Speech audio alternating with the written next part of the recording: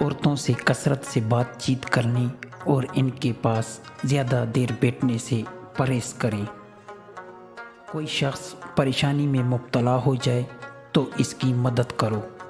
کوئی حاجت مند کسی کام آ جائے تو اپنی استطاعت کے مطابق اس کا کام کرو۔ وہ بندہ کبھی ناکام نہیں ہو سکتا جو اپنے یہ 4 راز چھپا کر رکھے۔ اپنا راز مال، دولت، اختلاف رائے کی صورت میں اپنا موقف، اپنے آنے جانے کے اوقات سفر۔ کوئی تمہارے بارے میں غلط کہے، تم اسے اچھے الفاظ میں یاد کیا کرو۔ جہاں تک ممکن ہو لوگوں سے اچھے اخلاق سے پیش آتے رہو۔ اگر تو 10 برس تک بھی بھوکا رہے اور تیرے پاس کھانے پینے کے لیے کچھ نہ ہو تو پھر بھی علم سے منہ نہ موڑو۔ عام لوگوں کے سامنے آواز اونچی کر کے مت ہنسا کر، اور نہ ہی بلا وجہ لوگوں کے سامنے مسکرایا کر، اس سے تیرے رعب میں کمی آئے گی۔ مصیبتیں جو تم پر نازل ہوتی ہے تمہارے گناہوں کا نتیجہ ہوا کرتی ہے۔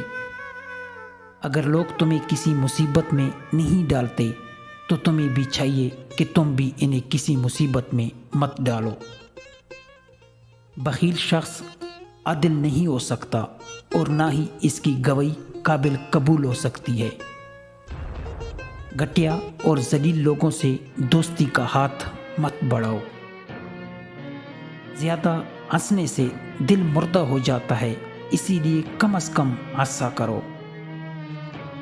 اپنی پڑوسیوں کی دی ہوئی تکلیفوں کو برداشت کرو اور ان کے ساتھ بھلائی کرو۔ روزانہ پابندی کے ساتھ قرآن مجید فرقان حمید کی تلاوت کیا کرو اور اس کا ثواب حضور نبی کریم صلی اللہ علیہ وآلہ وسلم اور اپنے والدین، اساتذہ کرام اور تمام مسلمانوں کو پہنچایا کرو۔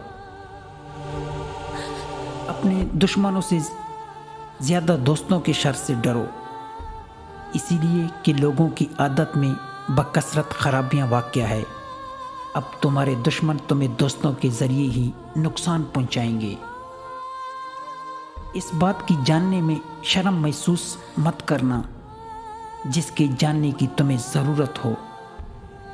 جب تم اس بات کا یقین ہو جائے کہ تم اہل خانہ کی ذمہ داری اٹھا سکتے ہو تو فوراً شادی کر لو، فائدے میں رہو گے۔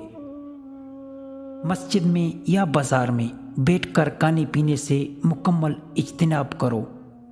اسی طرح عام پانی پینے کے سبیلوں سے عام بازاری پانی پلانے والوں سے پانی لے کر پینے سے مکمل پرہیز کرو، اسی لیے کہ وہ صفائی کا خیال نہیں رکھتے۔